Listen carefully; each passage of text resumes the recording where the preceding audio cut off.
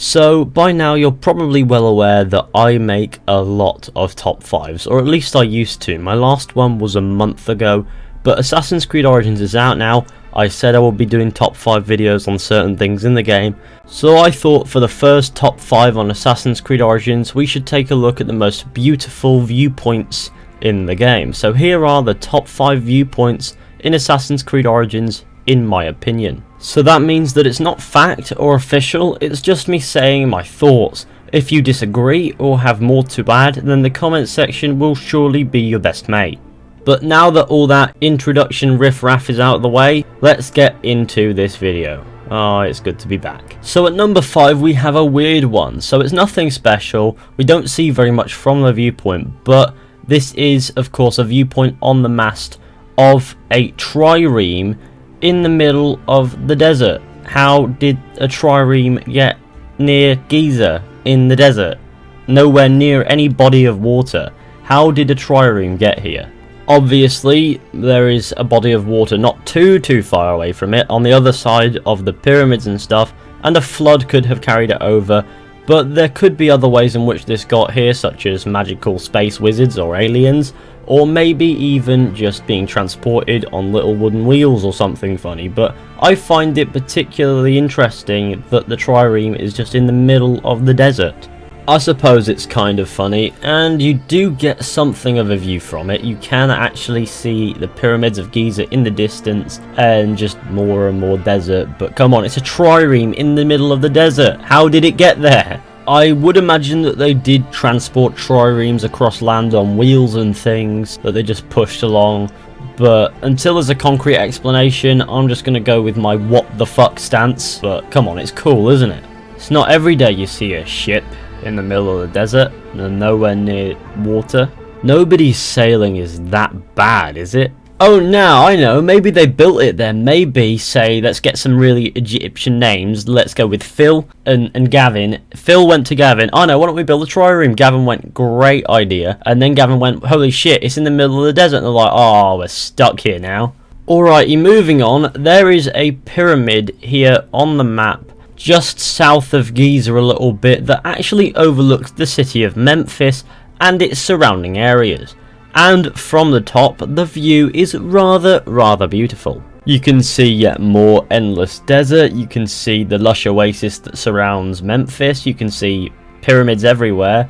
I like how this pyramid appears somewhat unique with regards to its aesthetic, because the other pyramids all look relatively similar besides from that bent one, but this one is a little bit different. Moving on, we have got the Lighthouse of Alexandria, also known as the Pharos of Alexandria. Now, I do believe the actual historical location that this is based on was destroyed by a tsunami or something, so it's not there anymore. But in the game, it is quite interesting to climb, as it's got like this layered climbing system where you have to go through windows and things. It kind of reminds me of the Castello from Assassin's Creed Brotherhood, and at the same time, when you get to the top, you are met with one hell of a gorgeous view.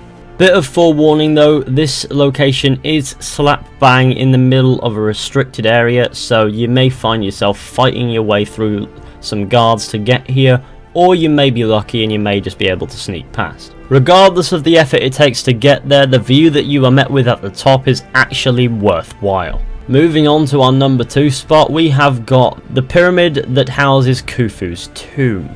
Obviously, this one can be located in Giza. Now, getting to the top of this pyramid is not as straightforward as just climbing up. You've got to look for little things you can grab hold of, and if you run up and you don't get one, you will slide down as far as it takes to grab hold of one. Which may be a little tedious, but it does add some challenge to getting up here, but once you are up there, the view is pretty astonishing. Once you've taken in the gorgeous views that you get from the top of this pyramid, you can slide down by holding on B or circle or whatever the PC keyboard and mouse equivalent is. And in our final spot, you're probably wondering what on earth could beat a pyramid? Well, a rock. Now, if you like to explore, this is probably one of the first viewpoints that you synchronized in the entire game. Located in Siwa, just east of the village, you will find a really high cliff that you can climb, and at the top is a tree overhanging the drop below. From this point you can synchronize as it is a viewpoint, and you get to see a lot from this rock here.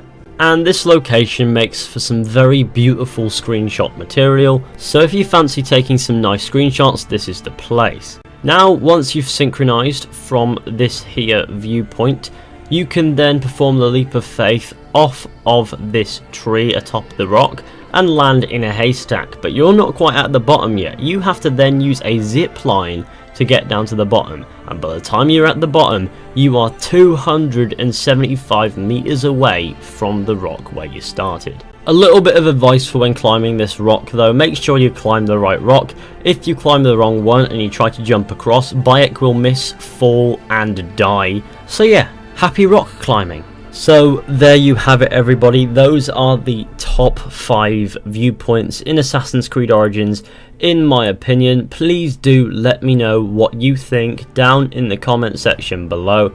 I want to know, which viewpoints did you enjoy the most? Which ones were the most beautiful? Which ones were the most interesting? For example, we had a trireme in the desert, which is about as ironic as it gets. And of course, do let me know what you think of these 5 viewpoints here as well. Do you think they're any good? Do you think that they aren't? Let me know in the comments section. Thank you for watching. I hope you all enjoy. Be sure to go ahead, leave a like, subscribe, share, comment. Please do use the comment section to let me know what kinds of top 5s you want me to do, and other videos as well. I'm not just restricted to top 5s. I never have been, never will be. And I'll see you all very soon in another video at some point.